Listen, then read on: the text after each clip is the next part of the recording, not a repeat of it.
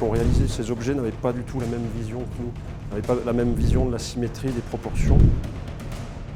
On va plutôt chercher l'homogénéité dans la structure. Voilà.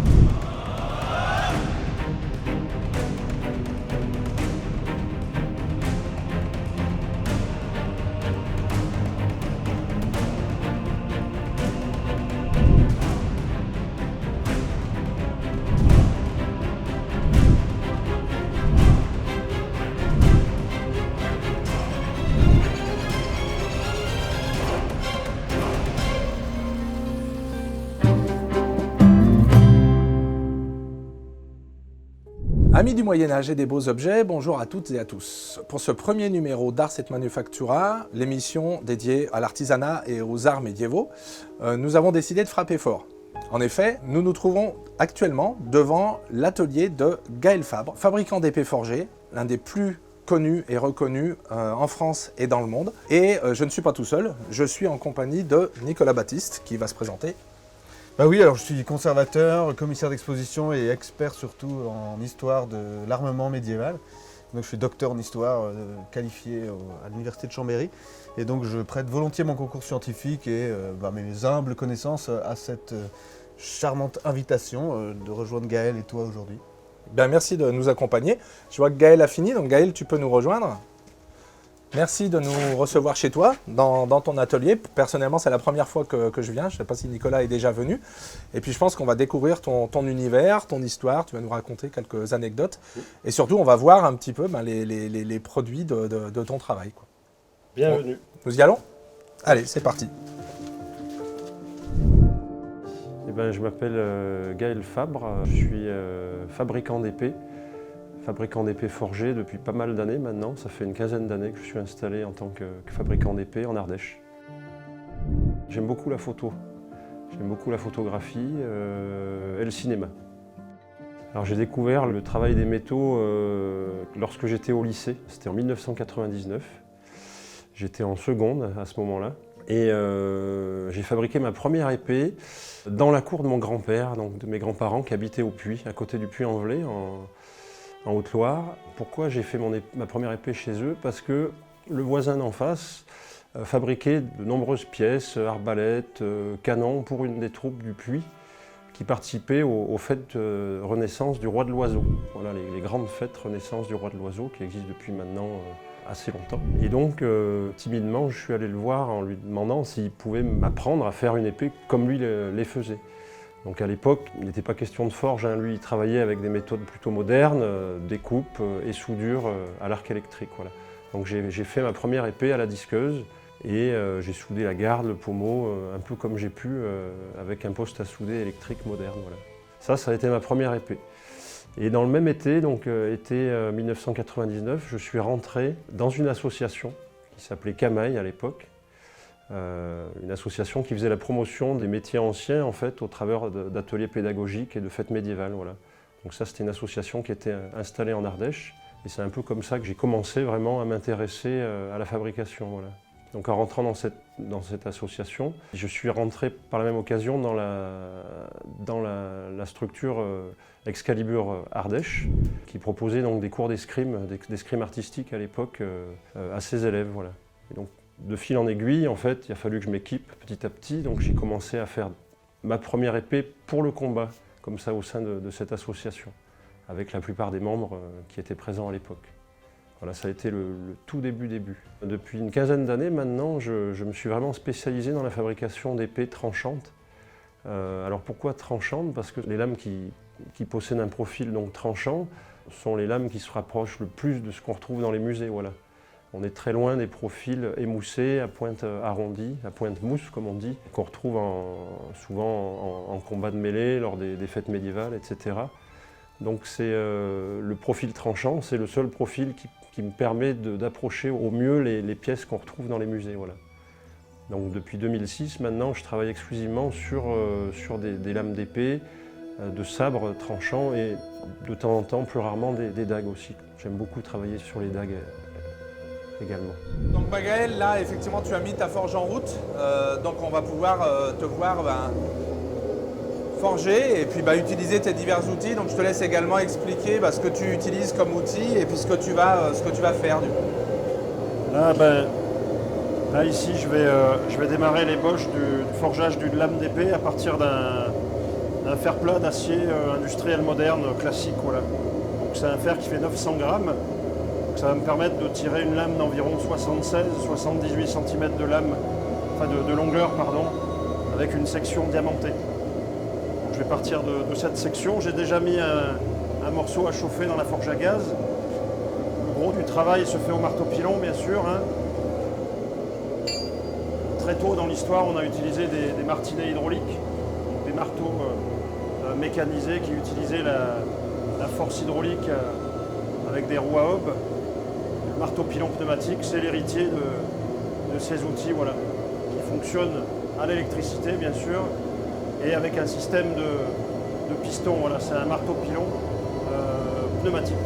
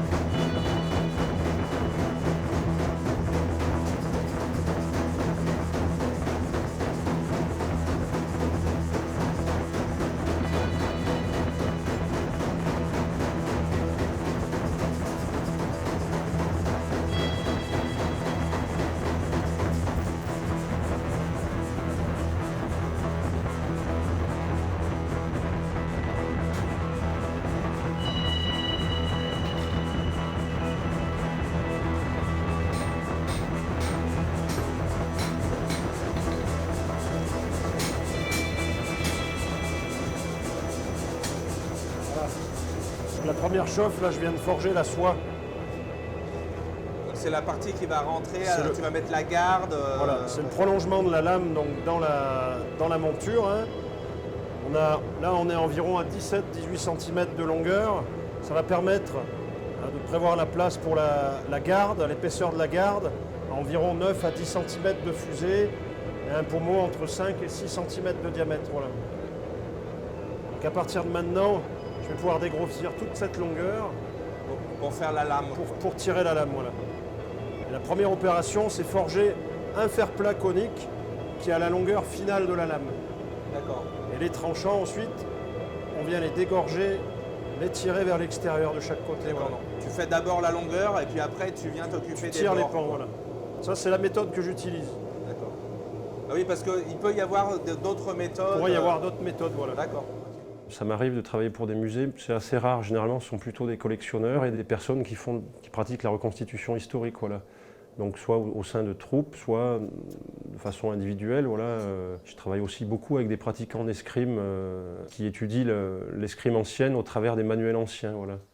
Donc ce qu'on appelle les AMHE, les arts martiaux historiques européens, qui sont étudiés maintenant un peu partout dans le monde depuis une vingtaine d'années, par des fédérations, des écoles qui se sont montées un petit peu partout en Europe, en Amérique du Nord, en Asie aussi. Il y en a un petit peu partout maintenant. Alors moi, lorsque j'ai installé mon atelier, je l'ai monté, je l'ai pensé comme un atelier de coutellerie traditionnelle. Voilà. Donc j'ai une partie forge avec un marteau mécanisé qu'on appelle un marteau pilon, donc qui remplace les frappeurs à la masse qu'on aurait pu avoir plusieurs siècles en arrière, ou plusieurs millénaires même avant. Un marteau pilon avec les enclumes, le foyer de forge, et d'un côté j'ai toute la partie donc, usinage, ponçage et polissage. Voilà. Donc ça, mon atelier, je l'ai vraiment pensé au départ pour la coutellerie. Et pourquoi la coutellerie? Parce que pendant très longtemps, avant de me lancer pleinement dans l'épée, avant 2006, donc je fabriquais encore beaucoup de couteaux. Des couteaux de poche, des couteaux mécaniques, donc des couteaux à lame fixe, des couteaux de cuisine, couteaux de chasse et des dagues aussi. Mais petit à petit, donc cet atelier n'a servi que pour la réalisation d'épées du coup.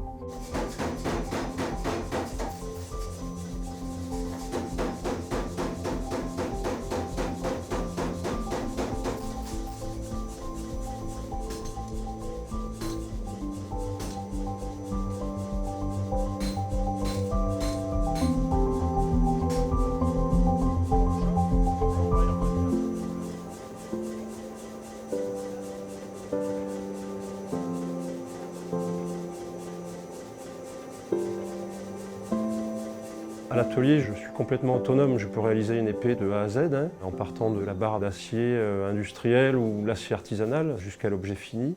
Mais il m'arrive très souvent de travailler avec d'autres confrères, d'autres amis, orfèvres par exemple, ou d'autres artisans qui sont plutôt dans la sculpture, pour réaliser certaines parties de mes épées. Voilà. Et tout au long de l'année, je travaille avec mon partenaire, donc Dominique Imbert, qui est installé en Alsace. Et Dominique, lui, réalise les fourreaux et les baudriers qui équipent mes épées. Voilà, ça va faire une dizaine d'années maintenant qu'on travaille ensemble et on a encore pas mal de projets à réaliser dans les années qui viennent. Alors moi, je propose 3 gammes d'épées. La première gamme, donc on va dire l'entrée de gamme, c'est les épées qui sont fabriquées en acier homogène moderne, industriel. Des 3 gammes que je propose, donc c'est la moins coûteuse, c'est la plus simple d'entretien, puisque l'acier homogène est fait d'une seule barre d'acier. Donc il n'y a aucun rajout de matière, disons, ce sont des lames qui sont vraiment pensées pour la pratique de la coupe intensive. Voilà. Ensuite, je propose la gamme intermédiaire, donc le milieu de gamme, c'est l'acier feuilleté. Donc je propose une lame qui est réalisée à partir de plusieurs aciers qui sont feuilletés ensemble, corroyés, mélangés. Donc ça reprend les méthodes un petit peu anciennes, ce que faisaient les anciens donc à partir des loupes d'acier, ce qu'on verra pour la 3e gamme. Donc la lame de ce milieu de gamme est faite d'acier feuilleté et la garde et le pommeau sont réalisés à partir de fers anciens qui sont bourrés de petites inclusions minérales qui rappellent un petit peu le fer artisanal qu'on retrouve sur les gardes et les pommeaux anciens dans les musées. Donc ça c'est vraiment le bon compromis entre caractéristiques mécaniques modernes, puisque là j'utilise des aciers modernes de bonne qualité pour la lame, et rendu visuel plus proche de la réalité historique par rapport à l'entrée de gamme, donc, qui est l'acier homogène, qui lui a un aspect plutôt clinquant. Et donc la 3e gamme que je propose, qui est le haut de gamme de la reconstitution historique au sein de mon atelier, puisque je réalise l'épée en partant non pas d'une barre d'acier industriel moderne, mais du caillou, du minerai de fer, donc, qui est réduit directement dans des bas-fourneaux, dans ce qu'on appelle un bas-fourneau, donc une cheminée d'argile ou de briques, à l'intérieur de laquelle on allume un feu de charbon de bois jusqu'au sommet, attisé en permanence, donc par des soufflets qui vont permettre de la montée en température. Donc le minerai est réduit en poudre et injecté par le haut du fourneau, donc avec des pelles. On jette une pelle de minerai, une pelle de charbon de bois de temps en temps. Au fur et à mesure que le feu se consume, on charge le four de cette manière-là, et au bout de quelques heures, tout l'oxyde de fer qui était contenu dans le minerai, en fait, va s'accumuler, s'agglomérer tout au fond de la cheminée pour former ce qu'on appelle une loupe de fer, un bloc très hétérogène qui est encore plein d'inclusions de charbon, d'inclusions minérales. C'est un bloc qui ressemble vaguement à une éponge, une grosse éponge de mer un petit peu si on veut. On appelle ça une loupe parce que souvent ça ressemble à une galette, un petit peu, un bol. Voilà. Et donc pour ce travail-là, je travaille depuis plusieurs années avec des amis métallurgistes d'un peu partout en Europe, mais surtout en France. Donc des amis métallurgistes qui, eux, me fournissent ces loupes qu'ils réduisent eux-mêmes dans des bas-fourneaux à l'aide de minerais qu'ils ont du côté de chez eux généralement. En Allemagne, au Luxembourg, en France, donc ça peut être en Bretagne, dans le Larzac, etc. Voilà, donc des amis métallurgistes d'un petit peu partout qui me permettent de réaliser donc, ces épées entièrement à partir de matériaux fabriqués de manière artisanale. Voilà. Alors donc nous sommes maintenant dans l'atelier de Gaël. On va pouvoir effectivement présenter des matériaux dont Gaël nous a parlé. Et ensuite, il va pouvoir nous présenter certaines de ses réalisations, donc quelques épées qu'il a forgées. Alors on commence avec une loupe de fer dont Gaël nous a parlé. Donc Gaël, qu'est-ce que tu peux nous dire sur cette loupe?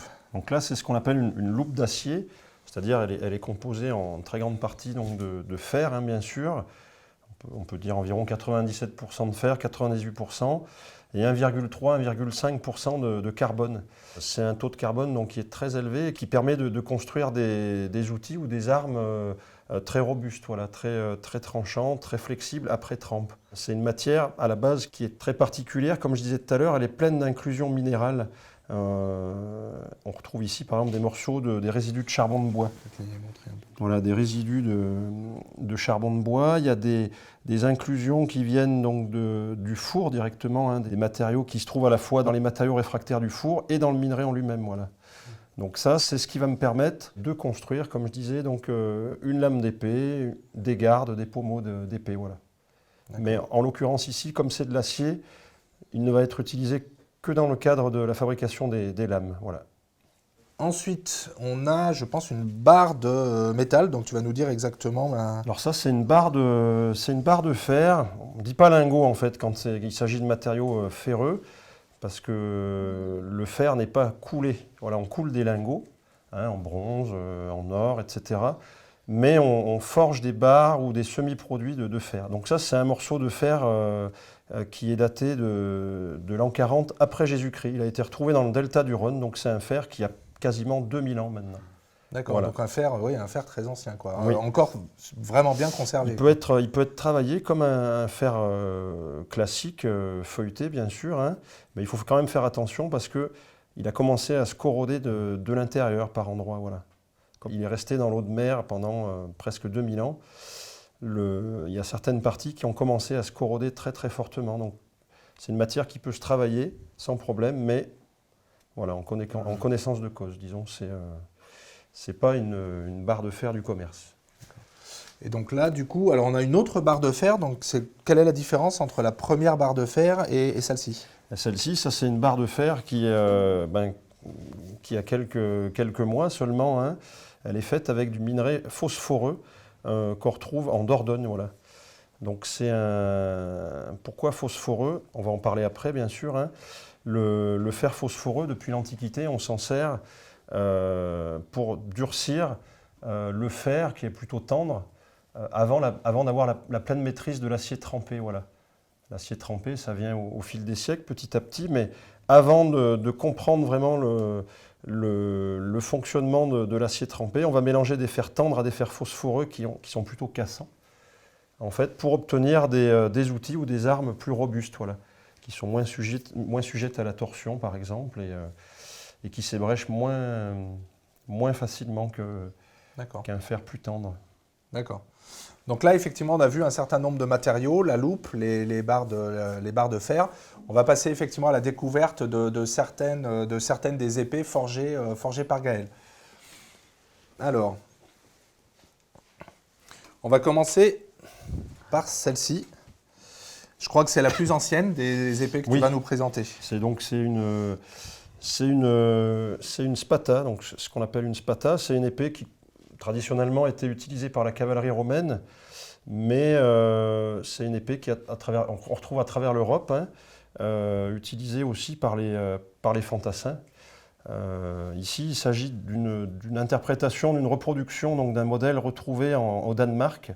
Donc une épée en acier damassé, qui est faite à partir de fer phosphoreux, qui donne des nuances plutôt claires sur la lame, et d'acier plutôt carburé, qui sont plutôt sombres.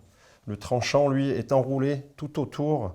C'est un tranchant rapporté enroulé en fer à cheval, qui est soudé tout autour du cœur d'amassé, pour garantir un tranchant plus robuste. Voilà. Donc là, on est plutôt sur une lame romaine, de section lenticulaire, c'est-à-dire plutôt ovale, hein. Il n'y a pas de gouttière, il n'y a pas de nervure centrale. C'est un modèle de lame qu'on retrouve déjà à l'époque du bronze. Et la monture, donc, elle est typiquement germanique. Donc, on retrouve ce type de monture aux alentours du 4e, 5e siècle après Jésus-Christ. Voilà. Ce sont les épées qui vont marquer le tournant, le passage de l'Antiquité au Moyen-Âge, au Haut Moyen-Âge, disons. Voilà. Donc, une monture d'argent, faite de feuillard d'argent, autour d'un corps en tilleul. Hein. L'intérieur est fait de tilleul pour rigidifier la structure. Et la lame donc, est faite à partir de fer et d'acier de bas fourneau obtenus artisanalement. Voilà. Donc on peut faire un petit parallèle avec... on peut montrer peut-être la fabrication du lingot damassé. Donc là, il s'agit d'une petite chute du barreau damassé que j'ai construit pour cette spata, où on retrouve donc des lignes plutôt sombres faites d'acier carburé, donc de bas fourneau, et les lignes plus claires sont faites avec du fer phosphoreux, donc qui donne une teinte plutôt claire à l'acier damassé. Voilà. L'acier damassé, j'en fabrique effectivement. Alors c'est vrai que c'est un terme qui est utilisé un peu à toutes les sauces depuis longtemps. On le retrouve essentiellement en coutellerie, mais on le retrouve aussi dans l'industrie actuelle. puisque souvent quand on va dans des magasins, en période de fête par exemple, on peut trouver des nappes en papier damassé, ou carrément des rideaux en tissu damassé également. En fait, ce sont des motifs répétitifs, des motifs moirés qu'on retrouve sur ces textiles, sur ce papier par exemple pour les nappes. Et en fait, ça vient directement des moirures qu'on retrouve sur les tissus damassés fabriqués en Syrie depuis très très longtemps. Voilà. Donc le terme, il est employé encore par l'industrie, il est employé aussi dans l'artisanat pour les aciers damassés. Et lorsqu'on parle d'une lame damassée, en fait, on parle d'une lame composite, généralement où on va mélanger plusieurs nuances d'acier. Cette lame va être polie et trempée généralement dans un bain acide qui va creuser les différentes nuances d'acier et révéler toutes ces nuances de gris, de noir, de nuances plus claires aussi. Donc ça, ce nom-là s'inspire directement de ces tissus-là. Mais ce nom-là aussi, il est beaucoup utilisé depuis très longtemps dans l'armement oriental aussi, puisque les aciers fabriqués en Orient, qui n'étaient pas des aciers feuilletés comme chez nous, hein, mais des aciers obtenus au creuset, donc par fonderie, reproduisaient naturellement en fait des petits décors qui rappellent aussi ces moirures qu'on retrouve sur les tissus. Voilà. Donc ce terme, il s'applique uniquement à l'effet visuel. Voilà. Ce n'est pas la technique vraiment proprement dit qui importe ici, c'est vraiment le motif. Quand on parle de Damas, c'est quelque chose de visible. Voilà. Une lame feuilletée mais non révélée à l'acide, c'est simplement une lame feuilletée. On enchaîne en revenant un peu vers nos siècles à nous. Voilà, donc là, il s'agit d'une interprétation d'un lang saxe, d'un grand scrama saxe, ce qu'on peut appeler aussi une épée à un seul tranchant, d'après un modèle qui a été retrouvé en Saône-et-Loire. Et donc c'est une lame qui s'inspire à l'origine de modèles qui sont exposés au musée Denon à Chalon-sur-Saône. Alors, les lames qui ont été retrouvées dans la Saône ne sont pas du tout habillées par la fusée qui est ici, qui est faite d'os et de noyer. Donc c'est vraiment une interprétation de ma part Mais très intéressante, ça complète l'objet archéologique. Qu'en bon français, on appellerait dans les sources un peu plutôt semi-spata ou kutla, puisqu'on a des sources latines qui vont parler de ça, surtout pour les périodes carolingiennes. Mais forcément, c'est dans les typologies appelées scrama saxe ou bien épée à un seul tranchant, comme tu disais. Donc là, on est plutôt sur la période carolingienne. Donc là, on est plutôt aux alentours du 7e siècle à peu près. Juste avant, en fait. Mais ça, voilà. C'est justement une arme qui va disparaître à la période carolingienne pour des raisons qu'on ignore encore, mais qui va continuer un petit peu à être encore utilisée et qu'on nomme dans les sources comme étant la semi-spata. Ce qu'on interprète aujourd'hui comme étant la semi-spata. Qui serait, selon moi, plutôt une arme de défense qu'une arme vraiment militaire. Et donc le fait qu'il n'y ait pas de garde, ça implique forcément un style de combat complètement différent avec ce type de lame. L'objet nous dit son emploi, puisque effectivement on ne peut pas l'utiliser comme arme d'opposition pour contrôler la lame de l'autre. Donc on est obligé de se dire que sa mise en œuvre est périlleuse pour la main si on fait des estocs appuyés par exemple ou des choses comme ça. Donc on est obligé de le voir plutôt comme des équivalents d'autres types de combats, peut-être comme les tanto japonais ou des armes qui n'ont pas de garde non plus et qui servent à certains types de défense. C'est pour ça que je pense qu'il s'agit plutôt d'une arme de défense. C'est assez menaçant, c'est comme une machette, c'est quelque chose d'assez imposant et qui peut seulement équiper les gens qui ont le droit de la porter. Donc c'est l'équivalent d'un wakizashi ou bien d'un tanto dans une certaine élite, disons, pour se protéger. Enfin, ça, c'est une interprétation d'historien. Chacun son interprétation. Toi des poignets et moi de l'utilisation. Ok. Mais très belle réalisation. Au demeurant, ça complète très bien les objets des musées. Alors là, on arrive dans un style un peu plus classique, on va dire. Là, on fait un bond de 7 siècles en avant, quasiment, puisque là, on est au début la première partie du XIVe siècle. Donc ça, c'est une reproduction, une interprétation d'une épée retrouvée au Danemark. Une épée qui se trouve d'ailleurs actuellement au musée national de Copenhague, au Danemark. Donc là, on est dans un autre profil que ce qu'on a pu voir avec la spata de tout à l'heure.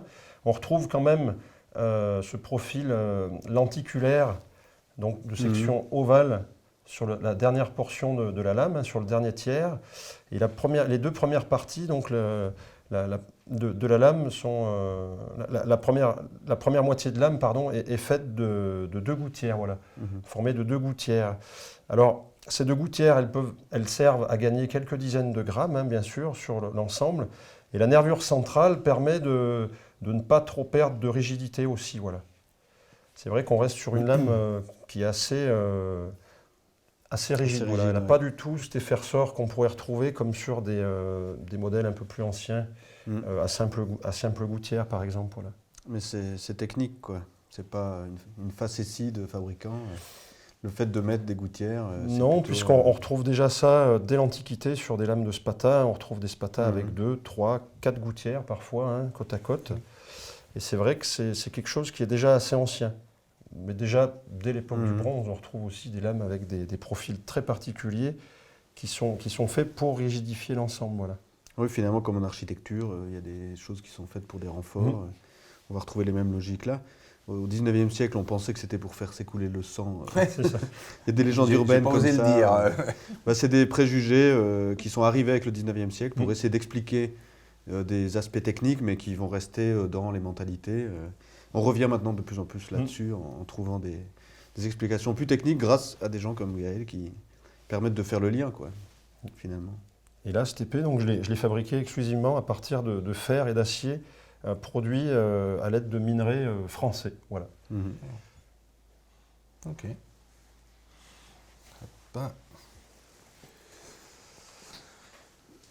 Et là, on perd un peu en métallurgie par rapport à la spata damassée. Il y a eu une espèce de Disons qu'il y a une simplification des procédés. Au fil des siècles, on va simplifier les procédés. On va passer de lames de spata damassées à des lames donc avec des décors très particuliers, avec ce qu'on appelle des chevrons damassés, donc des barres torsadées de fer et d'acier mélangés, à des lames de profil équivalent, mais sans décor damassé. En fait, on va remplacer peu à peu ces décors damassés par des écritures d'un côté de la lame et parfois des décors récurrents faits de croix et de barres, en fait, de profil damassé. Un visiteur. Mais ça va disparaître au fur et à mesure. Ça disparaît peu à peu. Voilà, en étant des choses comme ça. Ces barres incrustées, soudées aux lames, donc aux alentours de l'an 1000, tout ça va disparaître au profit des lames écrites damasquinées de fils de cuivre ou de fils d'or. Et petit à petit, on en arrive donc à des lames... à la fin du Moyen-Âge, on arrive à ça.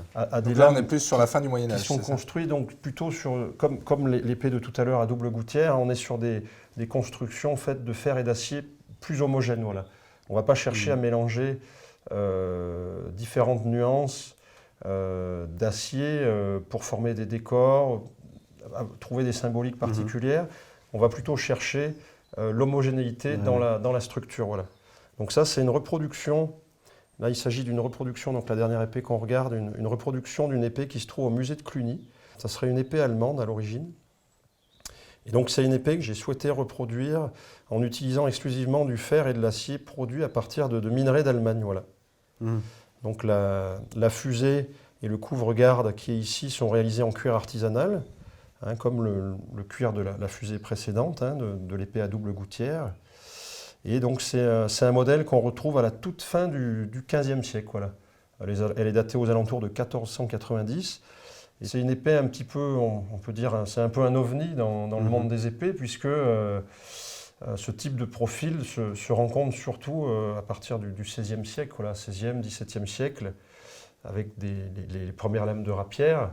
Et là, on passe peu à peu de l'épée, du profil de l'épée médiévale, à ce qu'on appellera peu à peu les rapières. Voilà. Plus longue et puis faite pour une escrime différente. Oui, voilà. Superbe. On la reconnaît. Donc là, ici, pour finir avec ce projet, là, il s'agit d'un projet que j'ai en commun avec mon partenaire Dominique Imbert, qui réalise donc le fourreau en tilleul recouvert de bois, de cuir, entièrement repoussé, ouvragé. Et l'ensemble sera présenté prochainement dans une caisse en tilleul recouvert aussi de cuir repoussé. L'intérieur sera habillé de velours de soie naturel artisanal et le tout sera fermé à l'aide de ferrures et de serrures forgées par un autre ami forgeron qui s'appelle donc Vincent Le Couturier, qui est spécialisé dans la ferronnerie ancienne aussi. Voilà.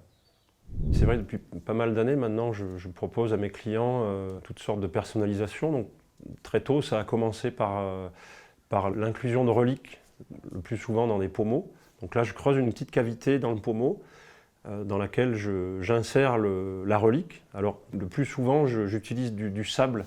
Qui peut venir de différents endroits. J'ai du sable qui vient du Saint-Sépulcre de Jérusalem, j'ai du sable qui a été pris aussi au pied du mur des Lamentations. J'ai du sable qui a été ramené par un ami en 2004 d'un pèlerinage à Compostelle. Il est parti des marches de la cathédrale du Puy-en-Velay et il a marché jusqu'à Compostelle. Et arrivé là-bas, il a rempli des bidons, enfin des petits pots de miel de sable. Donc il m'en a ramené un pot et j'utilise aussi ce sable. J'ai du sable qui vient du Mont-Saint-Michel et ça m'est arrivé que certains de mes clients me ramènent des sables de chez eux aussi pour inclure dans les pommeaux. Donc ça, c'est l'un des premiers types de personnalisation que je propose. Après, il y a les gravures, bien sûr. Donc souvent, on me demande des gravures, donc soit qui s'inspirent de pièces de musée, soit des gravures très personnalisées, des noms, ça peut être toutes sortes de gravures, voilà, ou des décors, des blasons, des armoiries qui se rapportent à la famille du client en question. Après, il y a tout le travail de dorure, de plaquage aussi. Alors quand on parle de dorure, on parle d'une fine pellicule d'or qui est appliquée sur la matière. Hein. En dessous de 3 microns d'épaisseur, on appelle ça une dorure. Au-delà de 3 microns, ça s'appelle un plaquage, donc beaucoup plus épais. C'est le terme qui est toujours utilisé en industrie pour la joaillerie, hein, le plaquage. Donc ça, j'effectue aussi ces dorures et ces plaquages à l'atelier. Donc que ce soit pour les gardes, les pommeaux ou certaines parties des lames aussi. Et au niveau des personnalisations aussi, je propose la réalisation de poignées dans différents matériaux. Donc ça peut être des bois, de la corne, du bois recouvert de cuir. Donc ça peut être un cuir végétal, mais qui a été réalisé avec des techniques plutôt modernes. Ça, c'est un cuir que je vais utiliser pour la gamme, pour l'entrée de gamme et le milieu de gamme. Et pour la gamme haute, je vais utiliser un cuir fabriqué de façon artisanale, voilà, dans des petits ateliers. Donc c'est un cuir qui n'a pas du tout le même grain que le cuir moderne. Donc c'est vraiment intéressant pour la gamme bas fourneau. Et je propose aussi depuis quelques années la réalisation de poignées en textile, donc notamment en velours de soie.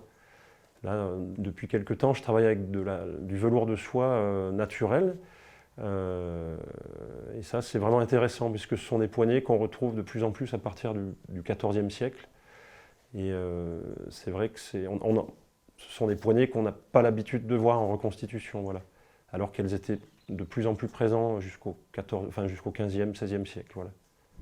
Alors, Gaël, c'est peut-être la première fois que ça arrive dans ton atelier, mais j'en ai profité pour essayer d'amener une épée authentique. Et donc elle vient d'une collection ancienne française et elle nous a été gentiment prêtée par Marc Prière du château de Montfleury qui nous a permis de la voir aujourd'hui. Donc c'est une épée qui a été retrouvée en Isère dans un contexte assez peu connu parce que ça remonte à la fin du 19e siècle, acquis dans des collections, mais par contre elle présente tous les signes d'une espèce d'authenticité, hein, puisqu'on peut dire que c'est un type d'épée qui est connu pour la fin du XIVe siècle, début du XVe. Et donc c'est quelque chose qui peut peut-être t'évoquer.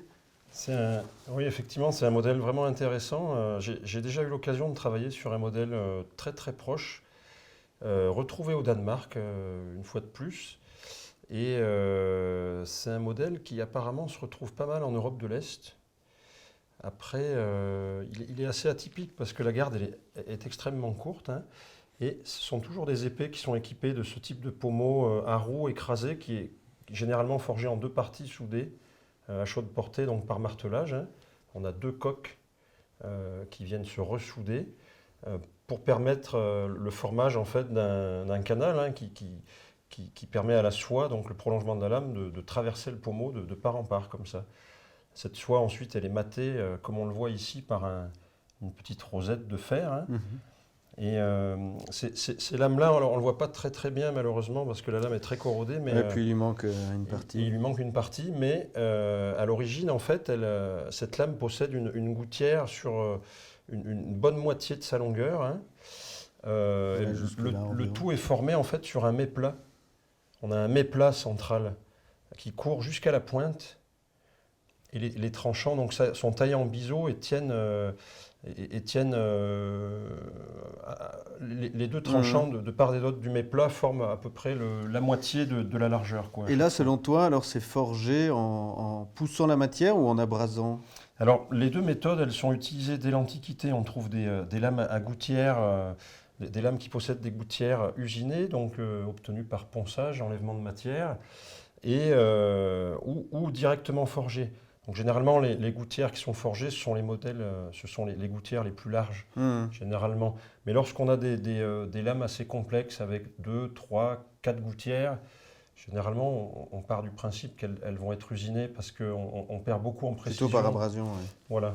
Alors, il y a une chose étrange avec cette garde qui n'est pas identique à certains modèles conservés. Là, ça a été comme replié. Oui, ça c'est... Ça fait un peu débat pour savoir si c'est postérieur ou dès la production. Mais... Non, moi il me semble que c'est quand même postérieur, hein, un peu comme si on avait marché dessus. Oui, mais elle s'est fait piétiner. Elle a été perdue telle qu'elle, en tout cas, ça n'a pas été fait. Il y a des chances que ce soit postérieur, parce que les modèles que je connais, moi, donc, ont une garde symétrique. Plutôt droite, oui. Droite, voilà. Il n'y a pas ces replis. Mais c'est une des explications possibles, par exemple pour les épées vénitiennes, hein, qui ont ces repliures sur les côtés, les scavonesche, comme on dit. En fait, ça gêne l'utilisation des cavaliers légers, le fait d'avoir des grandes gardes, et donc ils les ont fait reforger en les recourbant. Oui. C'est peut-être le cas d'un utilisateur qui a été gêné par... Peut-être. Après, ça semble avoir été fait de façon assez brute, mais... Oui, mais il y avait des objets un peu de bas de gamme, oui. Des objets de munitions. Je pense souvent on oublie que les objets ont été transformés dans leur vie. On a tendance à voir les objets de musée comme étant totalement finis. Tu parlais des industries, on avait une vision un petit peu propre des objets. Je pense que des fois, on oublie aussi que les objets ont vécu, ont été transformés. Peut-être même de façon... oui. Et là, c'est un objet intéressant, parce qu'on est sûr qu'il n'a pas été touché dans une collection après. On l'a dans son jus, quoi. Alors, on ne peut pas prendre des mesures aussi bien qu'une belle épée conservée. Elle est assez fatiguée. Mais ça nous vient directement de la fin du XIVe siècle, donc c'est assez émouvant. Mais disons que la mesure des cotes actuelles permettrait déjà d'avoir quelque chose d'assez... Toi, à partir de ça, tu pourrais faire une copie. On peut retravailler le profil original. Voilà. Il est déjà visible, en fait. Il est très fatigué, le profil d'origine, mais il est lisible quand même. Voilà. Donc c'est pas impossible, voilà. Mais c'est un bel exemple, voilà. Et c'est pas un modèle très courant. C'est pas un modèle très courant et c'est intéressant de le présenter comme ça. Mais en plus, trouvé en Isère. Donc c'est ça qui est aussi intéressant, c'est qu'il y a un contexte où on sait que c'est trouvé en France. Ça vient pas d'une collection étrangère, de Scandinavie ou de l'Est. Après, il y a eu beaucoup de migrations de troupes sur le sol français, hein, des Hongrois qui venaient en tant qu'archers dans les troupes françaises. Donc il y a certainement eu des importations à l'époque, des gens qui trimballaient sur eux des armes qui venaient de l'étranger. Mais ça veut dire qu'il y a des circulations d'armes en Europe, bien plus que ce qu'on imagine. Et très tôt, dès l'Antiquité de toute façon. Voilà. Oui, je pense. On voit bien les filigranes, au moins intérieures. On voit la structure composite, effectivement. Voilà, il y a des couches différentes. Moi, je vis en Ardèche, donc les premiers musées sont assez éloignés de l'atelier, bien sûr. Mais lorsqu'il m'arrive d'aller étudier certaines pièces dans des musées, voilà, c'est vrai que c'est assez drôle de se dire que ce sont des artefacts, des objets qui ont été réalisés par des personnes d'un autre temps, qui ne vivaient pas du tout de la même manière que nous, qui ne concevaient pas la vie de la même manière du tout. Voilà. Ils étaient entourés en permanence par la religion, par toutes sortes d'idées, de cultures qui nous dépassent complètement aujourd'hui. Hein.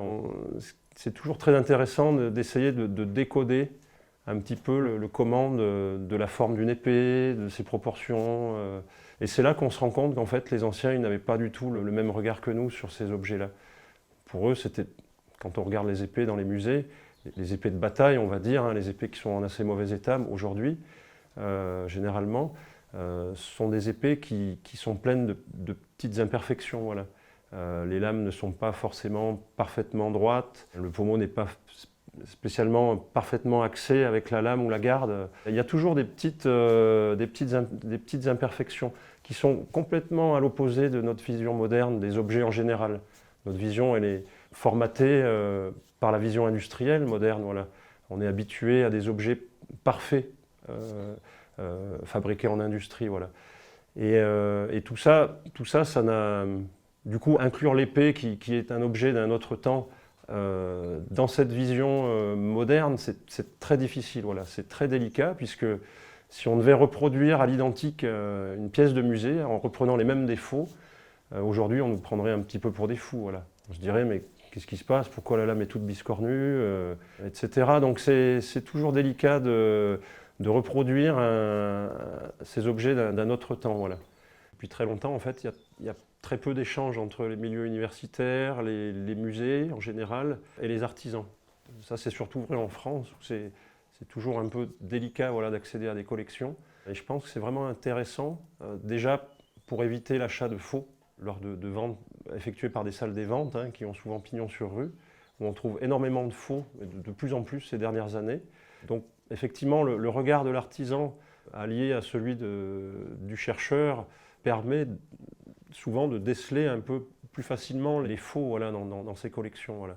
Et je pense que c'est vraiment important, parce qu'il ne faut pas confondre, voilà, à l'heure actuelle, ce qui pose problème sur le marché des armes anciennes, ce ne sont pas les artisans, mais ce sont les vendeurs. Voilà. Ce sont les antiquaires qui ont parfois, pour certains en tout cas, des méthodes un peu discutables. Voilà. Alors Gaël, je t'amène un petit objet assez étrange, qui est vraiment très très rare. Je t'en dis plus un peu après, mais je te laisse le regarder, puis me dire un peu ce que tu en penses. Ouais, c'est un modèle de pommeau à gouttes, ou un peu en queue de poisson, hein, qu'on retrouve beaucoup à partir du XVe siècle. Et c'est vrai qu'il est intéressant, parce qu'il a une embouchure très très fine ici, et qui montre aussi que la soie qu'il accueillait était sûrement très très forte ici, presque de section carrelée. Donc vraiment une soie qui était très robuste. Après, c'est difficile d'en dire plus, parce que faudrait le elle est nettoyer. vide, disons. Voilà. Ça vient d'une collection où il était sans doute rempli avec soit du plomb, du plâtre, ou en tout cas le vide à l'intérieur avait été comblé. Avait été comblé, oui. On voit que l'ouverture a laissé peut-être quelques traces de démontage, ce qu'on dit de délamination, c'est-à-dire la matière qui oui. s'ouvre, qui s'ouvre en fait sous l'effet d'une pression forte. Hein. Par exemple, un poinçon qui va permettre de former le pommeau à chaud. Mais tu vois la façon dont il est couvert. On voit d'ailleurs ici. Peut-être dû à une soudure, alors, de ce fait dont tu parlais que les pommeaux étaient faits en deux parties. Très souvent, les pommeaux sont faits en plusieurs parties. Alors les pommeaux en gouttes, parfois, ils sont forgés directement à même la soie. Mais ici, ça ne semble pas être le cas. Je pense qu'il est possible, que ce soit un pommeau en deux parties. En fait, en deux parties soudées, à chaude portée par martelage. Ce qu'on voit là, oui. C'est possible, voilà. Après, ce qui est étonnant, c'est cet écrasement sur le dessus. Mais il a été sans doute bricolé, comme on peut dire. Il a été remanié un peu, voilà. Mais tu vois le nombre de poinçons qui le recouvrent. C'est ça qui est le plus étrange dessus. C'est ça qui fait son côté rarissime. Oui. Alors ça, toi-même, tu utilises des poinçons pour marquer tes pièces. J'ai un poinçon qui est le mien, voilà. Ce que tous les fabricants d'épées ou même d'armures font. Et là, on peut reconnaître des poinçons. Des poinçons d'un peu partout. Voilà, des spécialistes peuvent dire qu'il y a différentes époques. Ouais. Des poinçons italiens, allemands, florentins, nurembergeois, mais aussi du nord de l'Afrique, ce qui est quand même assez étrange. Mais ça vient de l'atelier d'un restaurateur. Et donc ce restaurateur, ça veut dire qu'il a essayé des poinçons sur cette pièce en fer ancien. Tu parlais des qualités de fer nécessaires à faire les pommeaux, qui ne sont pas les mêmes que les lames. Et bien là, peut-être ça lui servait de martyr à essayer des poinçons. Mais ça veut quand même dire qu'il a peut-être aussi remarqué des pièces avec des poinçons nouvellement faits. Ça veut dire que cet objet porte les marques de cette pratique. Alors cette personne, elle est plus de ce monde aujourd'hui, mais ce qui nous reste de cette pratique de restauration reste dans ce pommeau, qui est à la fois une pièce ancienne et qui est aussi une pièce d'histoire du XXe siècle, du fait qu'il Il y a aussi du repoinçonnage sur les pièces anciennes. Alors, c'est un objet intéressant. Ça fait aussi partie des métiers du patrimoine, la restauration. Mais ça peut aller jusqu'à la falsification d'objets anciens et ça fait partie des réalités. Tu parlais du marché, de l'art.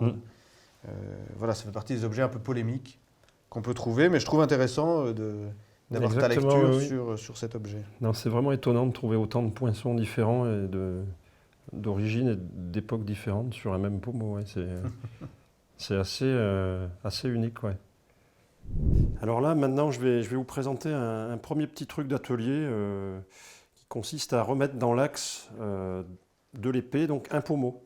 Il faut savoir que, en tout cas moi, c'est vrai pour la plupart de mes confrères fabricants d'épées, lorsqu'on insère pour la première fois un pommeau sur la soie, très souvent, en fait, moi c'est plus de 9 fois sur 10 que ça arrive, le pommeau n'est pas parfaitement axé à la garde, voilà. Donc pour ça j'ai un petit truc, c'est tout simple.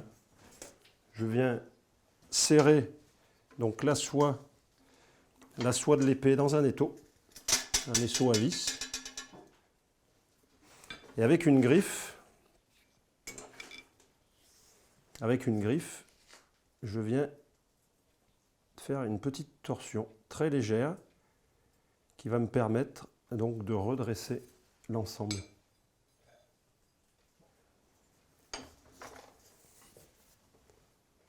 Voilà. Donc là, ça permet d'obtenir une bonne régularité de l'ensemble. Voilà. Alors, cette méthode-là, finalement, elle est assez moderne parce que historiquement, très souvent, les pommeaux qu'on retrouve sur les épées, très souvent, ils sont complètement désaxés. Pourquoi? C'est ce que je disais tout à l'heure au début de l'émission. Les ouvriers qui ont réalisé ces objets n'avaient pas du tout la même vision que nous, n'avaient pas la même vision de la symétrie, des proportions. Et en fait, le fait qu'un pommeau puisse être un peu désaxé, en fait, c'était un problème mineur, c'était assez secondaire, voilà. Et surtout, l'étau à vis tel qu'on le voit là n'apparaît pas avant le 15e ou le 16e siècle. Donc on ne s'embêtait pas en fait, à redresser parfaitement un pommeau en le remettant dans l'axe. On le laissait, s'il y avait un léger voile, on le laissait tel quel. Voilà. Je travaille de plus en plus l'acier artisanal et le fer artisanal fabriqué à partir du minerai de fer. Et c'est vraiment c'est la matière la plus proche de ces objets de musée. Voilà. On a une structure composite qui est plutôt hétérogène suivant la façon dont on la travaille, voilà, la manière qu'on utilise lors de sa réalisation. Et en fait, je me souviens par exemple, une petite anecdote, il y a 2-3 ans de ça, j'ai reproduit une épée qui se trouve au musée Denon, au musée de Chalon-sur-Saône, donc musée Denon qui abrite une très belle collection d'épées depuis l'Antiquité jusqu'à nos jours quasiment. Et dans cette collection, il y a un modèle d'épée qui m'a toujours intrigué. C'est une épée que très tôt, qui m'a intéressé il y a une vingtaine d'années déjà, parce qu'elle est assez particulière, parce que c'est une épée qui fait vraiment le passage de la lame large à gouttière à la lame diamantée, donc vraiment la lame en losange très très fine, très aiguë. Donc c'est une épée qui est datée de la fin du XIIIe siècle, et elle est vraiment intéressante parce qu'elle regroupe à la fois les caractéristiques d'une épée à gouttière, vraiment très douée pour la coupe, mais elle s'oriente vraiment peu à peu vers les stocks avec une pointe très aiguë. Et donc, dans le cas de... Pourquoi je parle de ça? C'est parce que le modèle original, en fait, est courbé. Alors, elle est tordue, comme souvent on retrouve sur ces vieilles épées, mais elle est tordue sur champ, un peu comme une lame de sabre, voilà. Et en fait, ce phénomène-là, à mon sens, il est dû en grande partie à la trempe effectuée sur l'objet.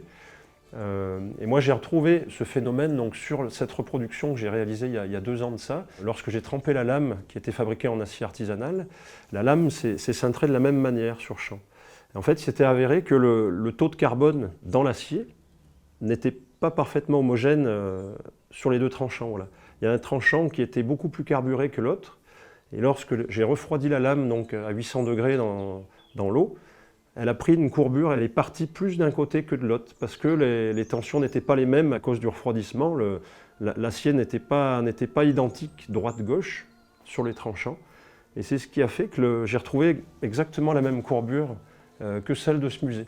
Donc j'en ai déduit que ça pouvait sûrement venir du mode de fabrication, puisqu'au XIIIe siècle, on est encore en plein dans l'acier artisanal de bas fourneaux. Voilà.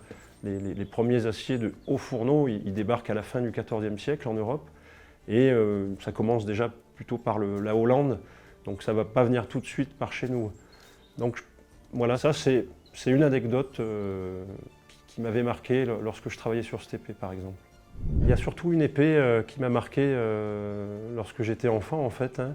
Une épée que j'ai découverte dans les bouquins Gallimard, Les yeux de la découverte. Voilà.